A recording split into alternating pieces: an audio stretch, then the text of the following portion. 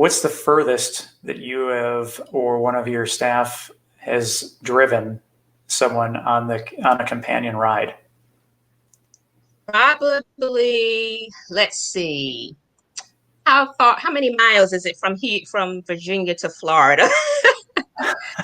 Taking someone as far as Florida. That's been the longest trip.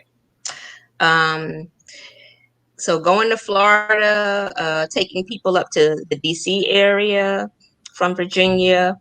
So we've gone a little bit ways, but Florida has been the longest. Yep. That's Several incredible. trips to Florida. Yep. So for anyone listening, if you want to break the record, we have to go Yeah, further. right. Yeah, you got to go further. Have they selected that person beforehand? Because I really hope so before, because if not, man, they really found the person that they didn't like. That would have been bad. No, everybody, usually they know before they would take a trip like that, they pretty much know who they want to work with and who they like. I mean, I believe it or not, I have had some people like, nope, I don't want that person, because it's just personality conflict. So we got enough people that you'll find somebody you don't mind working with. Where do you hope to take this? What's your long-term plans? I would like to see this to be a service that's available nationally. I've gone down to the Florida area. Obviously, I've gone out west and had a chance to speak with the healthcare community out in those areas. And there's definitely a need. Matter of fact, they were ready to sign up some people while I was sitting there talking to them. So it's very encouraging to see that this is something that could potentially be a benefit to people across the nation. I would like to help as many people as I can, and so my goal is to grow it as big as I can so that it can make the greatest impact that it can.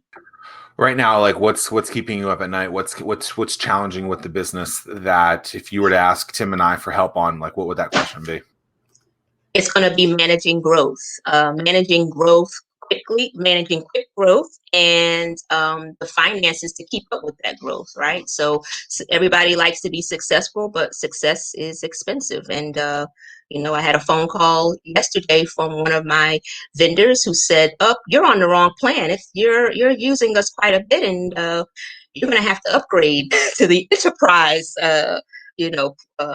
list of our group, and this is how much it's going to cost." And I'm like, "Oh, okay, wasn't prepared for that." So just trying to keep up with the pace of growth and trying to manage that growth and make sure that I'm not, that I get the capital that I need. That's pretty much where I'm at right now. Everything else will take care of itself, but right now you got to keep those bills paid as they're growing. They're no longer stagnant, right? Before they were pretty modest and, not too much to come up with. But now we're entering into a new territory of growth and development. So, and that's one thing that, so some people may say, well, I see vans from assisted living facilities or whatever the type of facility is they would see that as your competition, but that's not necessarily your competition at all. Because if I remember right, they're contacting you and they want to push that business off into your court since you specialize in that.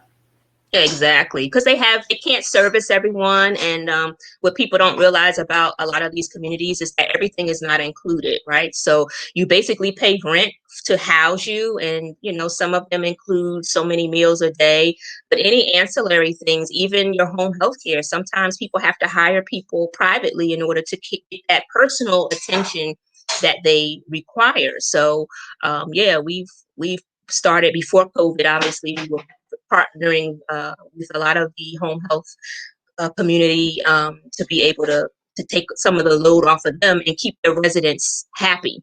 Because at the end of the day, if you're charging someone a significant amount of money, you want to keep them as happy and as comfortable as you can. And so part of our partnership is that we provide an additional support to make them look good and to keep their residents happy and comfortable as possible. Growth is something that I think a lot of people are challenged with, that they, are terrified of, and keeps you up at night, like you said. But growth is a thing that helps you achieve that thing that you want, right? You want to be bigger in those other places. And so I think as long as you feel it in your, I always say, trust your gut, right? If you feel like something is wrong, like address it, right? Do what you do. Find those people that are smarter than you, which I love that mindset, and ask them the questions, right? Figure out like what's the specific question there? Like, how do I do this? Right.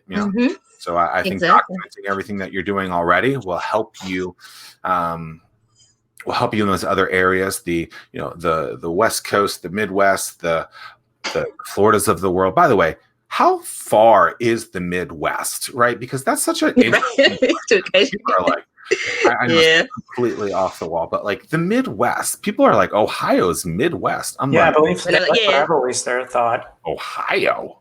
I thought it.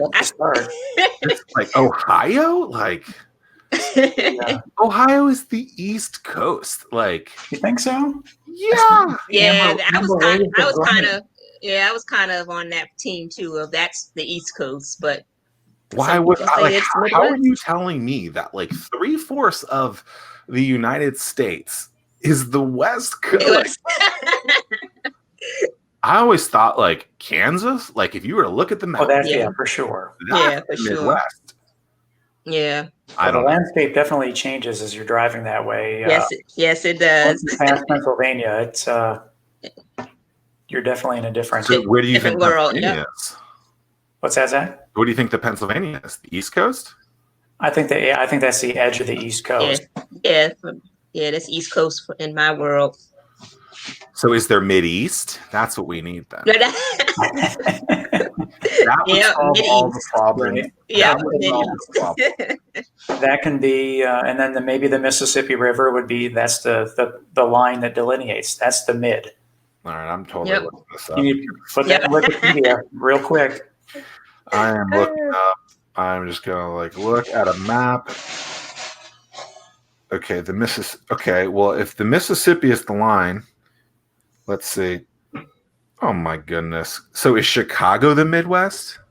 That's the gateway to the West. Isn't that what they call it? Yeah, it is. Yep. You got you get that Route 66. I was on that when we were out in Cali. So you can take that all the way back to Chicago. All right. Well, I'm going to be the first one to state that whoever created the Midwest has done a terrible job.